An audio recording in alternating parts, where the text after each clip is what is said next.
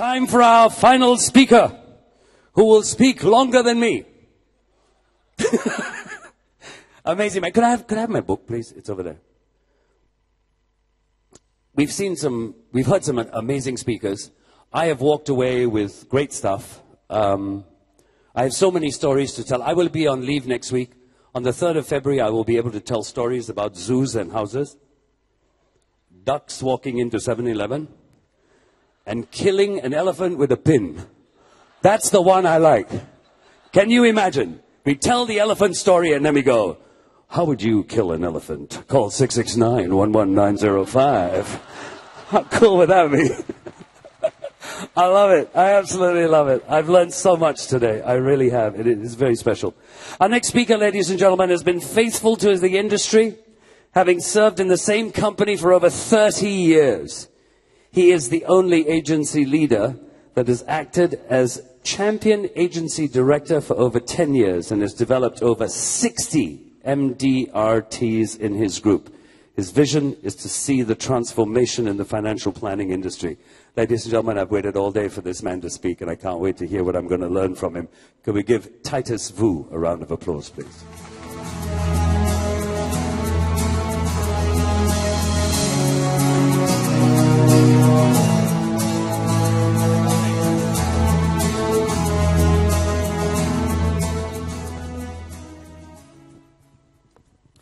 Good evening, ladies and gentlemen. I'm so happy to be here, bringing the best regard from Hong Kong financial services from the industry. And it is really an honor to be invited as a speaker. Do I need to cut down my time because we run out of time a little bit, right? This picture was taken in 1984. Handsome guy, huh? Not much difference, I think. It was taken because this was the very first LUA convention that I attended after joining the business. I joined in 1983 because at that time we don't have LUA board and we don't have any LUA convention. So we heard that Singapore is very well advanced in the insurance industry, so we come to Singapore to learn. And I like the Hai Nam Gai Fan very much. Huh? And I ate also last night. And at that time in Singapore, I still remember the speakers, Norman Levine from UK, and from Singapore, Mr. Wee Tong Hao. Patrick Koo was also there. Patrick is 40 years anniversary today. And also Garmany of Singapore AIA. All these people give me a very good feel or good confidence to the industry. But actually, I didn't understand too much because the Singaporean English is difficult to me at that time. But I heard that Singaporeans are very strict, very disciplined, very obedient. That was my impression. When the first time I went to Singapore, I really realized that because when I look at all the managers, they drive the same car, all are BMW. Well, I like that kind of discipline. I also want to drive one day. I forgot almost all the speeches, but I can see all those successful managers because a lot of managers was already in the industry for a long time. So after 30 years, I'm really grateful that I have the opportunity to share my experience in the past 30 years. My topic is because I try to follow the rules. Singaporeans like to follow the rule. You have the topic of one voice, one pack, so I make the topic is one moment. I wish to share, out of the 30 years, I chose 3 moments that I think is the most important part of my life. And these moments changed my life, and these moments are so immense to me. And I hope that I can share this with you. In 1982, 1 year before I graduated, Margaret Thatcher fell down on the staircase in Beijing. And then I joined the industry, and after a few years, it is another moment. I was married. But within that 1 month, the stock price dropped 53%, the Hang Seng Index. So the market is very bad. But fortunately, I don't have a lot of money at that time, so I didn't lose any money, which is good, huh? And also, my wife took all my money already. And then after 2 more years, the June 4th event happened.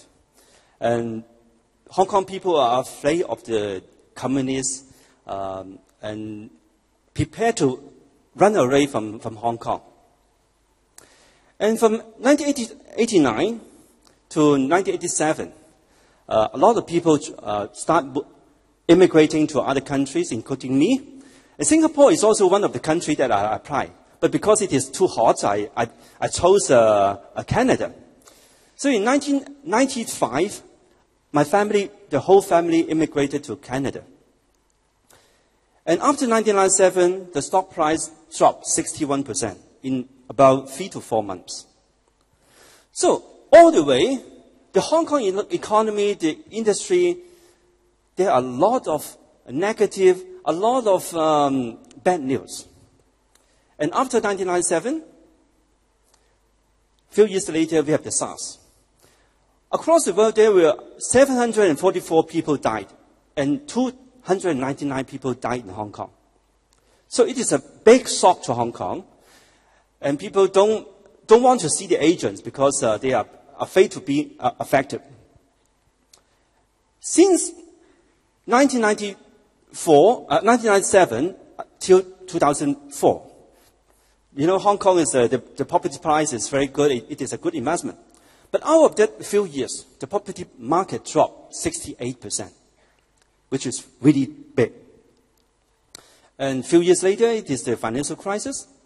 So it seems that in the past 20, 30 years, the economy, a lot of bad news. How about the industry that I'm working in? After a few years, I joined the industry. I started work in the LUA committee and try to organize events. So this list are the 1996 companies. You know, we have all the sponsors, and as a committee, we visit the CEOs to ask for sponsor. After a few years, we do the same thing. And do you aware that from 1996 to 2002, out of 16 insurance companies, 11 companies merged, gone, disappeared. 11 companies. How do I find out? Because every time when we visit the CEO, it seems that the CEO changed. And after a few years, the company name changed also. And after 2002 until last year, the sponsors also changed. 7 out of 14 companies changed their names. So no matter the industry, no matter the economy, there are a lot of bad news. However, this is my only job for 30 years in such an economy, in such an industry. And the number of advisors also dropped. The highest number, we have 50,000, and now we have only 20-something because there are a lot of compliance. But fortunately, in my team, in the first 28 years, we have positive growth until 2 years ago. It was the first time I also experienced a drop. In my team now, today I have about 550 agents in my whole group. To be exact, we have 67 MDRT. We have six COT and 3 TOT. And I would like to share, even though the industry is not good, even though the business, the economy is not good, what is the secret? What are the keys that I realized that that make our team, make our group to move ahead with a little growth every year. So the first moment is not what to do what. The first moment is to stop. To stop what I'm doing and ask myself a few questions. Who am I? What do I do? You know, when our clients suddenly have a crisis or suddenly pass away, their family will go to apply for the claim, and then as an insurance agent, we will handle the claims for them. And then the client pass away, they will check in where? Check in to the heaven. Have you been to the heaven? Not yet, huh? In the heaven, there's also a reception. And the receptionist is St. Peter. So everyone check in the heaven, St. Peter will ask the same question. Who are you? And then, of course, you give him the name. I'm Peter. And St. Peter said, I'm also Peter. You are Peter. Peter who? And maybe that Peter said, I'm Peter Tan. We have a Peter Tan here, right? And I think there are a lot of Peter Tan in Singapore because Peter is a quite general name and Tan is also. And maybe the client said, I'm Peter Tan of Singapore. And St. Peter said, Peter Tan, there are a lot of Peter Tan in the hell also. Who are you? It is not my name. It is what I'm doing. What do I do?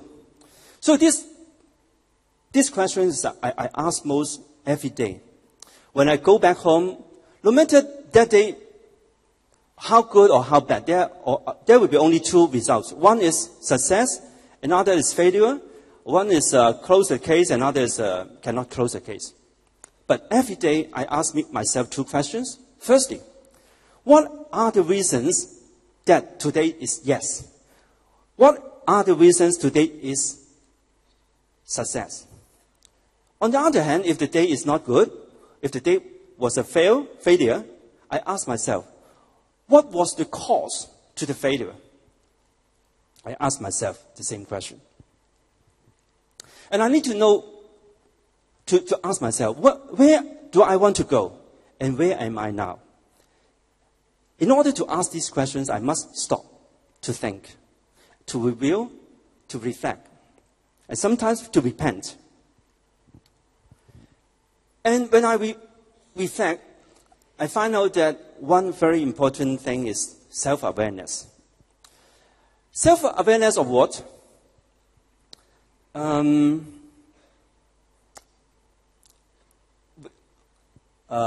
Mark heard a lot of stories, and he can use maybe choose to use this one in his radio show next week.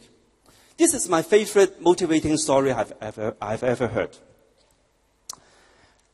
This story happened in a grocery store. In the grocery store, they have a lot of things to buy. A big store because in Canada, in North America, even the grocery store is very big. So in one weekend morning, outside the car park, there was no customer car. So the boss think that there won't be a lot of business. And the boss left behind a shopkeeper, a young shopkeeper, and say, I think today will not be a lot of customers, so I go away for a while and you keep the shop. And it is late afternoon, and the boss come back and ask the shopkeeper, hey, young man, how much business do we make this today? It won't be much, right? How about $100? And the shopkeeper said, boss, there are not too many customers, only few walk in and buy some drinks, and we have a little bit more than 100, maybe around 200. The boss said, 200, not bad. And then the shopkeeper said, I mean 200,000. What? The boss said 200,000. What did you sell? And the shopkeeper said, well, a guy came in and hang around and doesn't have any intention to buy anything. And we talk about something, and I show him some picture, show him some fishing rods, and he bought some fishing tools.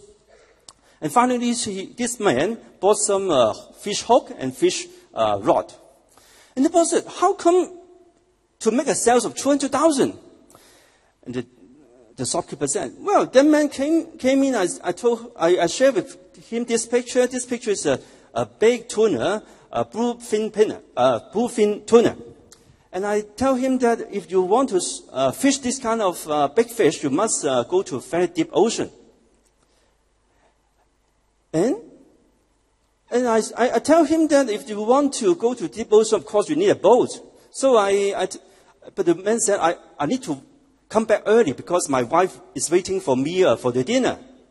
So I suggest the man, oh, wow, it's very easy. You can just simply buy a speedboat.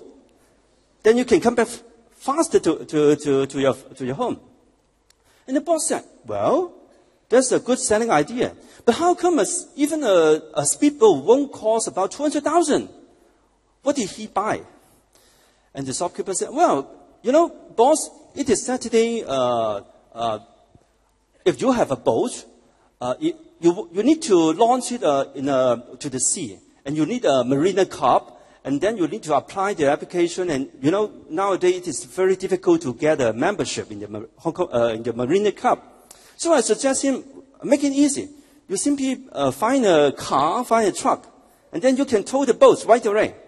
And the man is very happy and just take a tow truck. So altogether it is around 200,000. And boss, I just give away some hooks if you don't mind. And the man is very happy, and I think he is fishing now. This story, I think some of you may have heard about it. But I really believe that this story means that salesmanship is to create opportunity. And the young man, the shopkeeper told the boss, well, boss, originally this man doesn't come to buy the fish hook.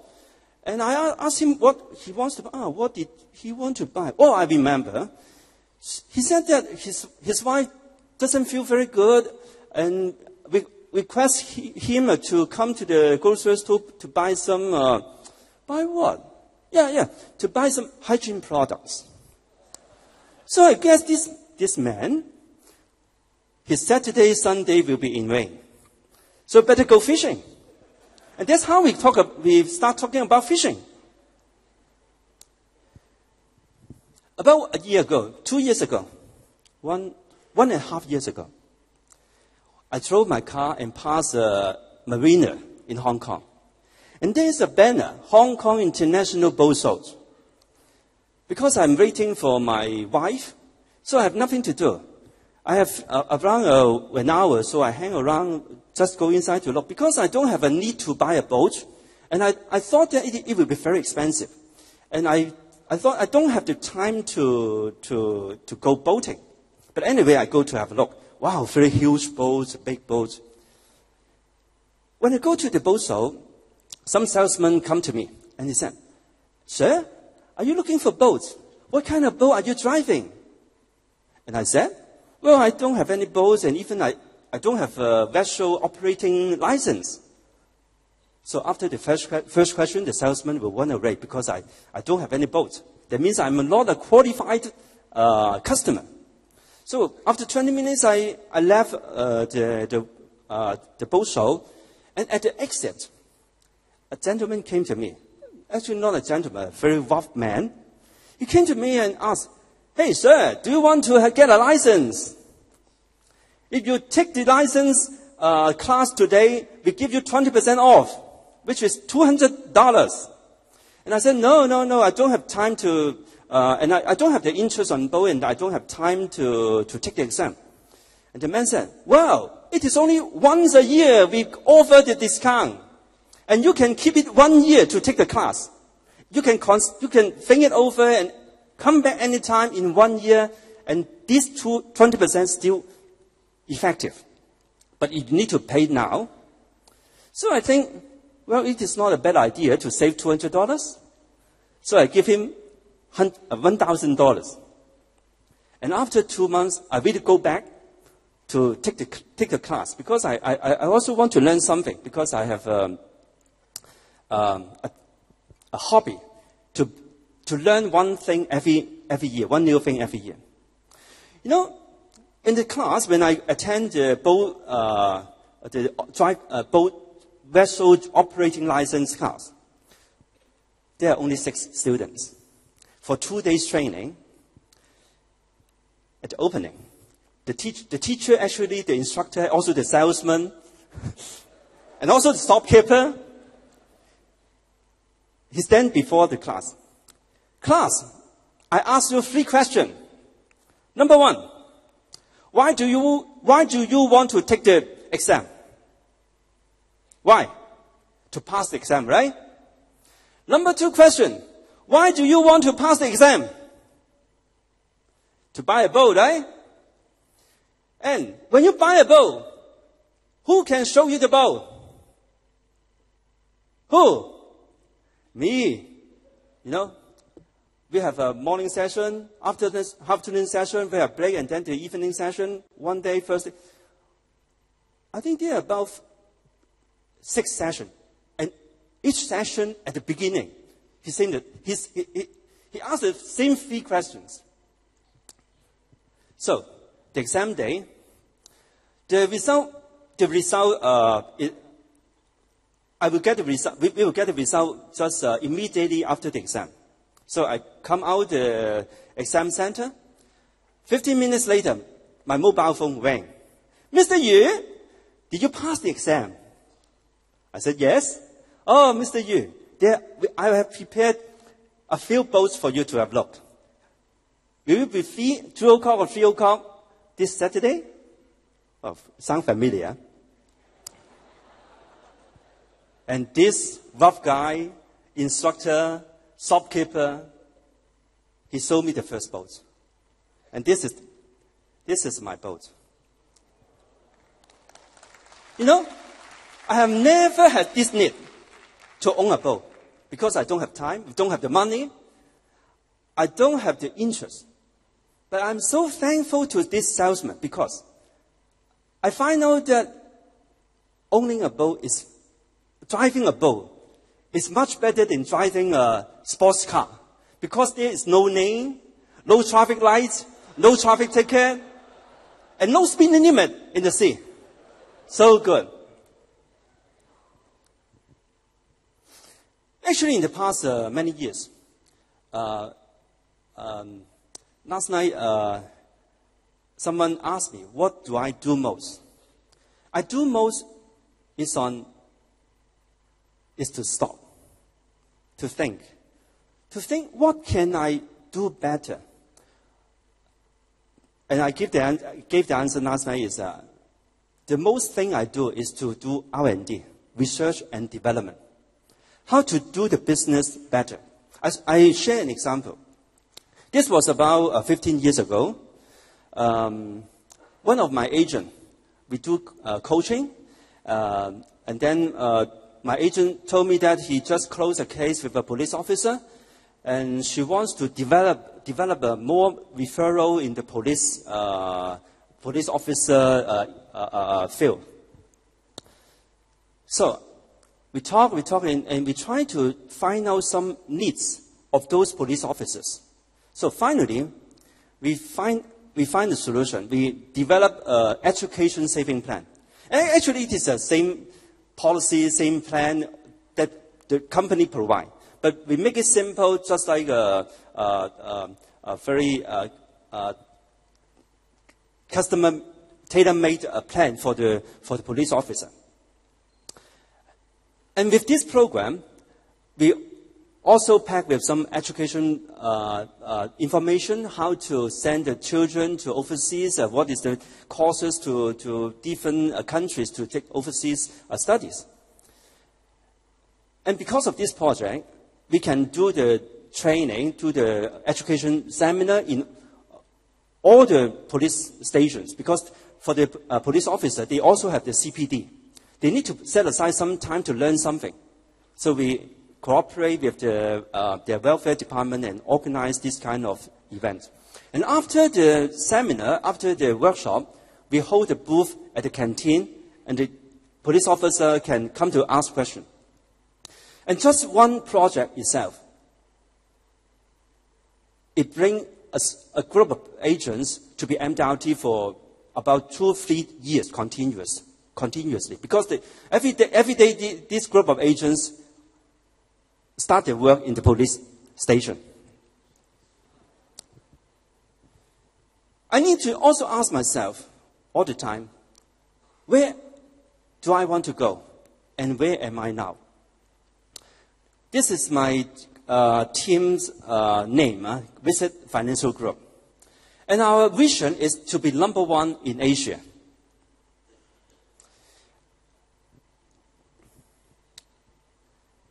And I would like to share with you the second thing that when I stop, when I review, what is another important lesson that I learned? The girl next to me is my niece. Her name is Lisa. This picture was taken about 3 years ago.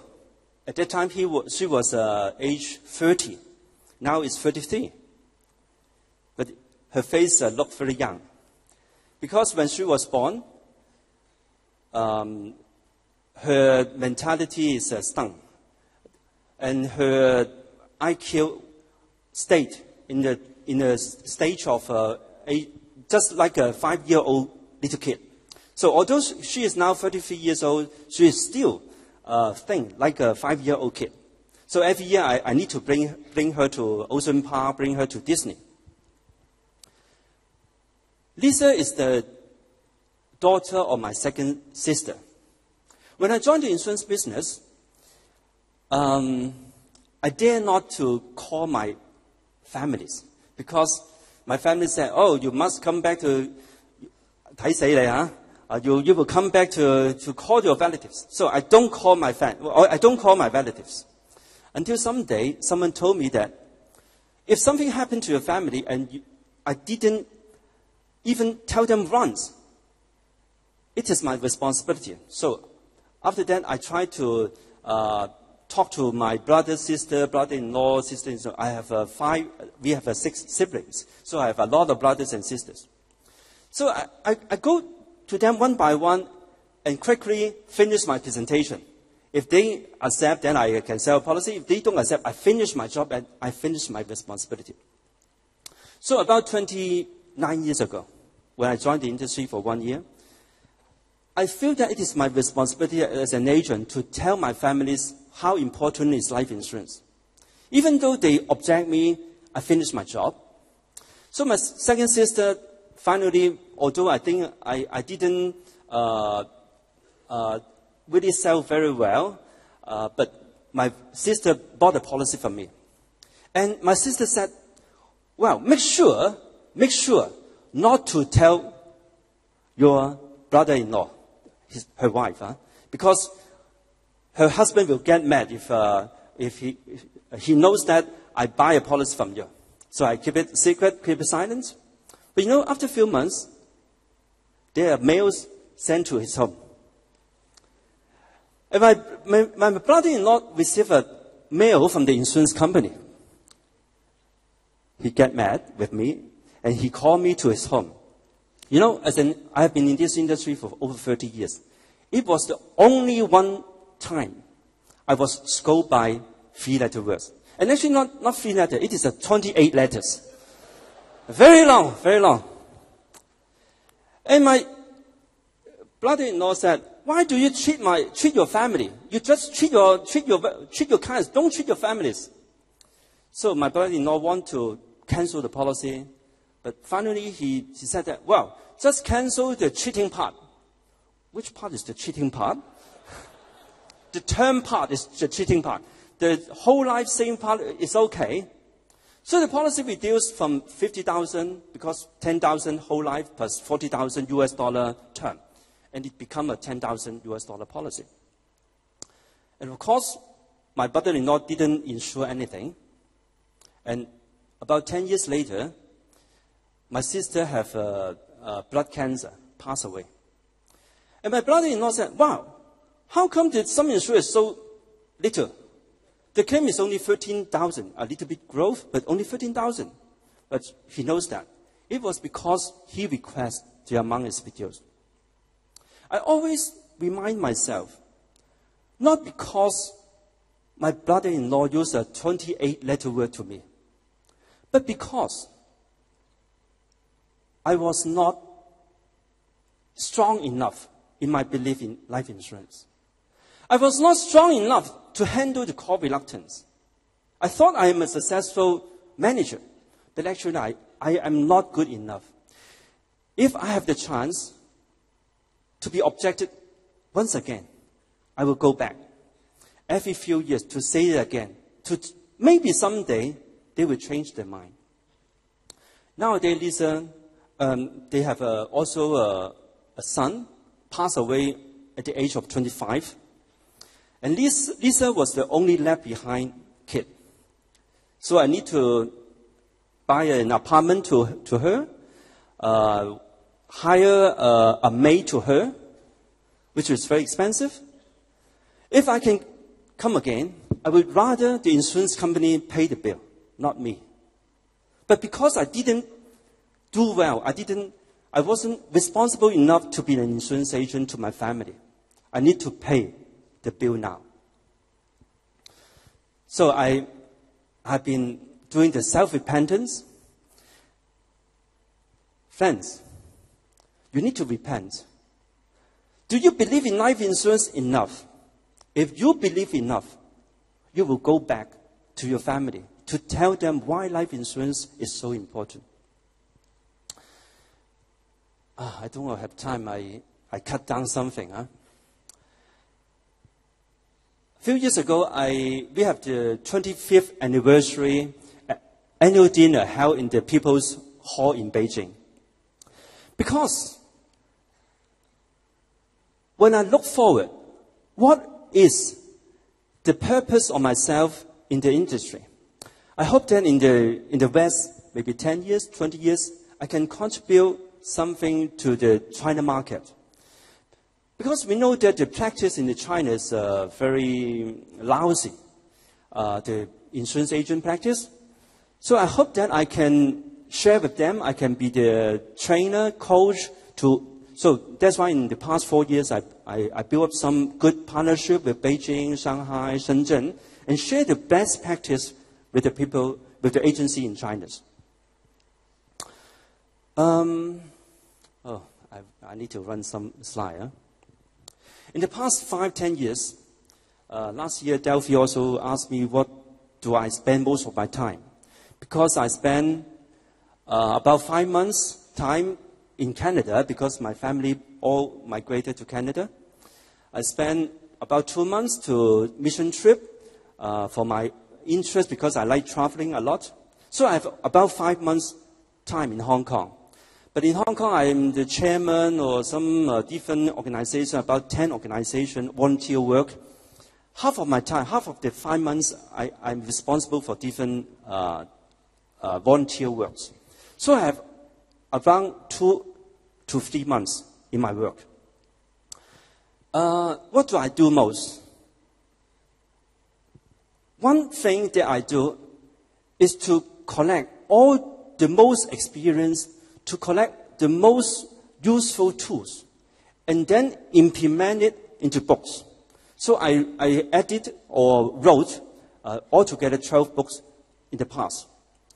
For example, one book is, I like it very much, is used for doing a client seminar. The book name is Wealth Guarantee.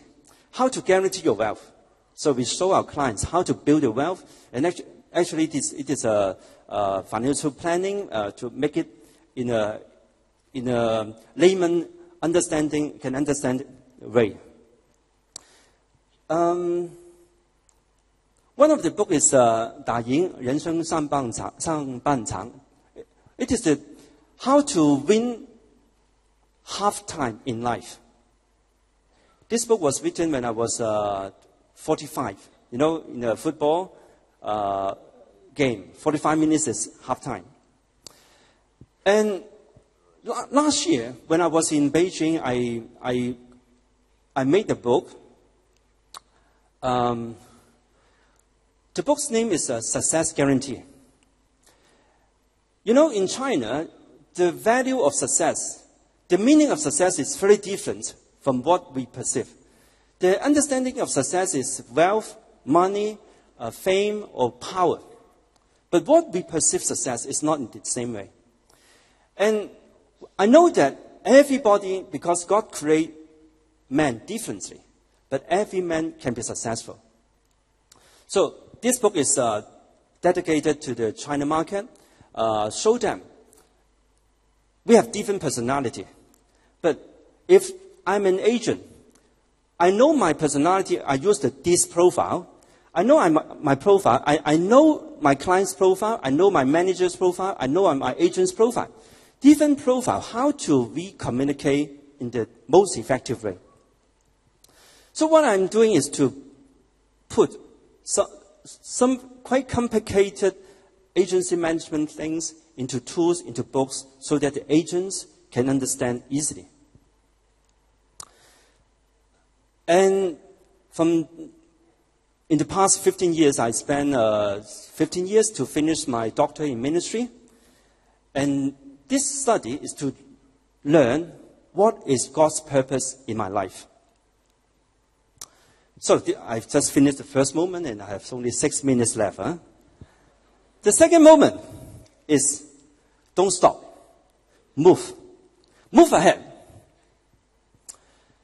Do it anyway with confidence and faith. This is my youngest daughter, Savon. She is now 16 years old. Her brother is a very strong sportsman. Her brother graduated in the high school with the best student award. And her elder sister can do push-up in 30 seconds for 40 times. So very strong, my elder daughter. So this little girl is very shy, and her self-confidence is with something difficult. And whatever the brother and sister do, Savon said, I'm special, I don't do. Even those food that we like most, Savon said, I don't like this food, I'm special. Savon tried to avoid anything the brother and sister do. So this time, we went to Cancun, Mexico in 2009. And I know that Savon have the self-confidence problem. I need to help them to learn faith. In that morning, Savon said, I'm not going with you to fly this called ultralight thing. It is a propeller with a kite flying into the sky. And Savon said, I go shopping with my mom. So I arranged the whole family to go outside at 9 o'clock. At that time, the shop is not yet open. So no shopping at that time. I invite Savon over, join us, and then you can go shopping afterward. I fly the first flight and took video down. When I come down, my son go up, and I show Savon. You know, your brother will see this big, beautiful picture. You can see the turtle, you can see the dolphin. And finally, Savon said, well, it looks good. Okay, today I want to make a try. Can you see the gesture of Savon? She is trembling, very frightened, very scary. She never do scary things. Unlike his brother and sister, snowboarding, snorkeling, any sports. And after this fight, Savon changed. She took a class, and 2 years ago, she joined the school and sleep in the snowy area, dig a hole, and then sleep in the igloo. And she go to kayaking in the ocean and biking for 4 days. She is very strong now. There are something that we are afraid of and make us stop. But don't stop there. Move. Once Savon moved, she has some change. And for many years, for a few years, every year when I ask Savon, which journey or which vacation do you like most? And Savon always mentioned this was the most unforgettable experience to her. Last year, we went to Hawaii. I bring my kids to all those really exciting things. I fly the glider plane, do the combat fight, and after me, I asked Savon, do you want to try? Savon, without any hesitation, he jumped onto the glider plane, and you can see the gesture is totally different after a few years when he can overcome the fear. But sometimes we are brave enough, we have self-confident enough, but enough is not enough. After the glider plane, we have another idea. We go diving. Savon have never dived, never do water sports. Can you see her gesture? Her gesture is exactly the same as a few years ago because she is scared of the depth.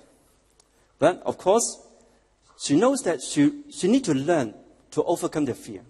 So after 2 days, Savon got a party diver license. And she overcome water also. Another lesson that I learned. When I can preserve in this industry for 30 years, and this, I think, is one thing that I really want to share with you.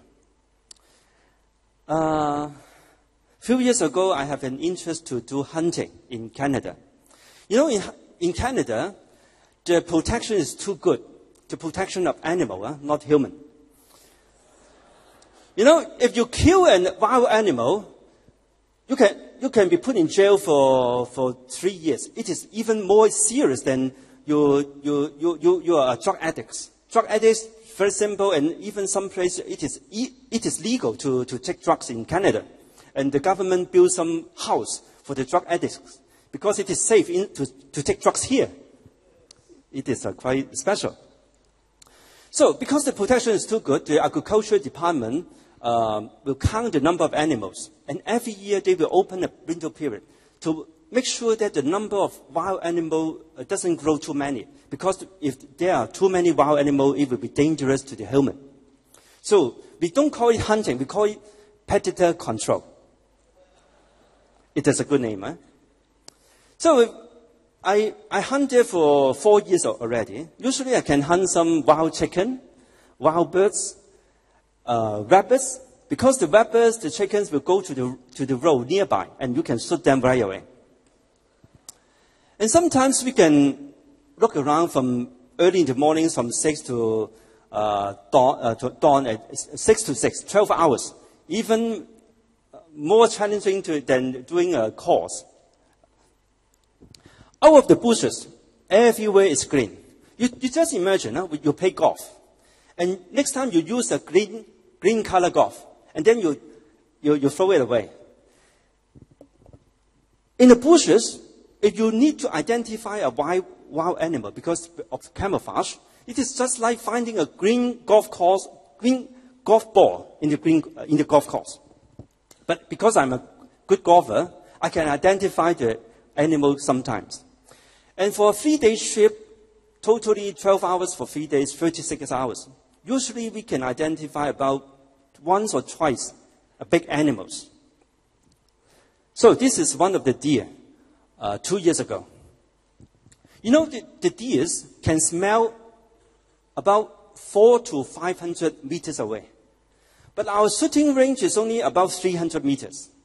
That means when we can identify the animal, they smell us already, maybe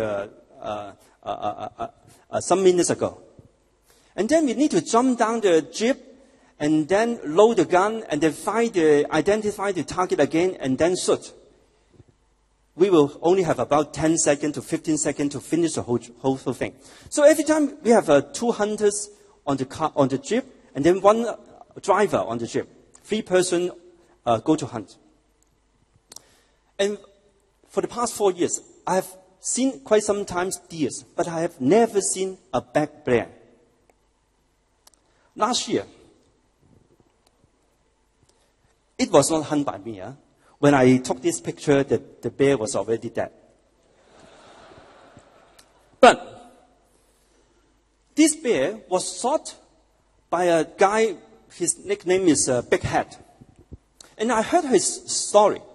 This Big Head go to hunting every year because he can only hunt one big animal every time.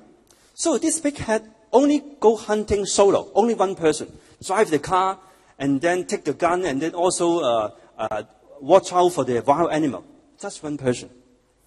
And Big Head only look for black bear. He never shoot deer.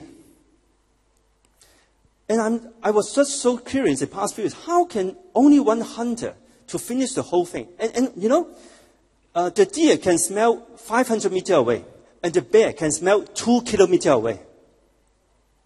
So you have never had the chance to see a bear before he smells you. So when you see a bear, actually I don't have the chance to see it. So this time I asked Big Head, how can you find a bear and shut down the bear? And Big Head said, it is no way you chase bear. Because you chase here and there, the bear will go away. Because the bear will know where you are before you know where it is. So what he do is, he understands the ecology of bear, the habitat, the behavior, and he knows the bear, which track the bear will go. And then he just stay there, sometimes 5 hours, 6 hours, and wait for the bear to come to him. And of course, out of that 6 hours, 8 hours, there's no motion at all. This is perseverance. I have one TOT agent. Other agents ask this TOT agent, how can you find such a big kinds? How can you close the case? How can you do the prospecting? And the TOT agent said, well, I don't chase the prospect. You can't chase the big clients. They will run away before you can go to give him a name card. What the TOT do is, I just make some good food, find the best wine, and then buy a best steak, and invite my best friend, just like what Mark said. I invite my best friend to come to my home to share with them the best cuisine that I cook. And my best friend will bring their best friend to my family, to my home. And also we don't just eat food, eat dinner at home, and then I share with my friends to participate in different charity organizations. They built about 100 schools in China.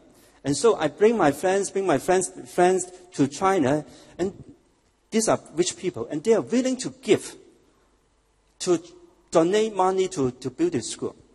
These people, even though the people they don't know, they are willing to pay because it is meaningful. So to the family, buying a policy, big policy, which is good to the family, they won't object when they treat you as a friend. So, become a fan needs perseverance. A salesman is easy. You just go and run. Hit and run, hit and run. So the last moment, the last thing I want to share with you, to be gracious, to give advice, to be gracious, to be a good leader, to be grateful when taking, to be gracious when giving. This picture was taken 31 years ago. The one in the picture, I was there. The one before me, a young guy. He is my church small group, cell group leader. His name is Xing Kwong. Xing Kwong is my very best friend when we were in the school. But after we graduate, he has the passion to do ministry work. So he went to the seminary and then pastor in the church, as a pastor in the church. And because I'm a volunteer in the church, sometimes we have joint activities, and I met Xing Kwong in some joint events. I think in the past 30 years, I met him about maybe 10 times in some common events. And every time he said, well, we must make a day to have a coffee or to have milk. We always happen like this. We met a friend and want to 得閒食飯啦. But that day never came. Last year, I received a call. Saint Kong's wife called me. Usually the wife called me, it won't be a good thing. And Saint Kong's wife called me and said, just few days ago, Saint Kong, he's a very healthy guy, very sporty and very good habit. After finishing a soccer game, suddenly he got a heart attack and passed away. And I'm very sad about that. But why does the wife call me? And his wife said, because Saint Kong has a policy with me. So she wants me to take care of the claims. And I said, oh, okay, of course I will do that. After I hang up the phone, I have many questions in my mind. First, I don't even have the time to have a coffee with Saint Kong. How come he is my client? Did I forget my client? Although I'm getting old, but I can still have some memory. I don't have any sign of memory that he is my client. So I traced the record. Oh, really? This client is in my group, but not my client. He is one of my agent's client. And actually, it is an orphan client. And I wonder, how come my friend become an orphan client? And then I remember. It was about 10 years ago. My friend referred a girl to me, and she wants to be an agent. And because she wants to be an agent, she doesn't have a very good connection. And at that time I do a lot of training. I train her especially on how to get referrals. Because I am very strong in getting referrals.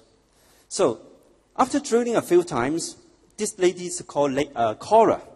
Cora learned how to do the drill, and I give confidence to Cora. If you do it properly, I'm sure every client will give you referrals. So Cora do the drilling very well. And at the end of the drill, I will say that Cora did her job very well.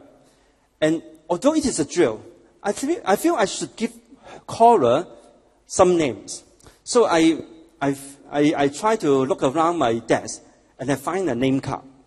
The name card is a guy that I met just one day before. It is a name card of Saint Kong. So I give the name card. This part I forgot totally because it was only in a drilling session. I didn't realize that Cora really closed the case. Cora left the team just about 5 months, 6 months, because she is not doing the business well. The result is not good, so she quit. Although it was only a drilling session, I treat it as a real drill. And after the drill, because the agent is doing so well, I must fulfill the request of giving out a referral. And I'm so grateful that Cora, although she just did a few months, she closed the case. It was the only life insurance policy that Saint Kong left behind. And although after many years, because this case became an orphan case, and I asked the follow-up agent, what happened in the past 10 years? And the follow-up agent said, every year I follow up, but because they don't have kids and they don't have too much money, they didn't insure another policy. I'm also grateful to this follow-up agent to follow this client for 10 years without any new policies. But still, the policy is in force. So, as a leader, when we do the drill, do we believe that our agents can really close a case, get a referral? I don't do this. I run out of time for many times already. Okay. In those days, our team do a lot of charity work. We go to Sichuan, we go to Mongolia, we go to Pakistan. Can I have 5 more minutes? Can I? This is Pakistan. A mission organization asked us to help them to provide 100 lamps to 100 families so that they can have some money to raise their families. And because I'm quite well trained as an insurance agency manager, I wish to multiply the effect. So I changed the idea and I suggest the mission organization, why don't you give away to 100 lamps? Instead, you borrow the lamps to them. And you borrow 100 lamps, and after 2 years, you get back 100 lamps. Because the lamp will become a ghost and a ship, and we'll have a baby, we'll have 3 to 4 lamps a year. And then you can pay back. And not even pay back. You should ask them to give to their neighbors also. So the project become 100 lamps for the first year. And after 2 years, the beneficiary will return 100 lamps to the organization and pay out 100 lamps to their neighbors. So after 2 years, it is 300. After 5 years, it is, after 4 years, it will become 500 beneficiaries. It is just like our agency hierarchy. And I don't recruit 500 people, but my manager recruit, and then my manager and managers recruit. It is because I'm in the business, I learn. And I need to I have the experience to do a lot of R&D. And I also apply in the ministry work. And then I borrowed the ship from a family. It is a couple, a businessman in East Malaysia. They built a farm. They buy the best breed from Africa, from Australia. And then they mix the breed. And then they provide a very good breed of ship to the mission organization. And this couple, a Christian couple, they are car dealers. This is not their side business, but they do this farm as a good purpose in their life. And I would say that they find a real purpose in their life because it is so meaningful to support a lot of people. Okay, I almost must stop. Not yet. Sometimes on Sunday morning, I will go to church because I have a master in divinity, doctor in ministry degree. I am a volunteer in the church. Sometimes I preach in the church. So when I preach in the church, but I usually give my testimony.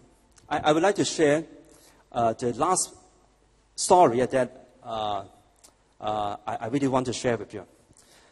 One Sunday after I finished my sermon, and everybody left, almost left. And I found out that a little girl, about 6, 7 years old girl, stayed there, looking at me. So, as a courtesy, I come in front and, hey, little girl, are you looking for me? And the little girl said, yes, sir. Sir, can I ask you a question? I said, yes. Sir, I think you are not a pastor. Well, I'm not a pastor. I'm an insurance man. Huh? Yes, how do you know I'm not a pastor? Because your message is not boring. Well, I would say so. And then the little girl asked, sir, who are you? Telling a little girl, who am I? I'm an insurance agent, I sell policy. It is difficult to tell her. So I tell the little girl, well, I am a guy, when someone needs food, I feed them. When someone gets hurt, I bring them to hospital. When some children want to go to school, I bring them to school. And I pay them the school fee.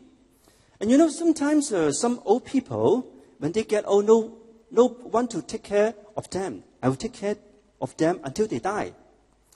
And the little girl said, are you the second coming?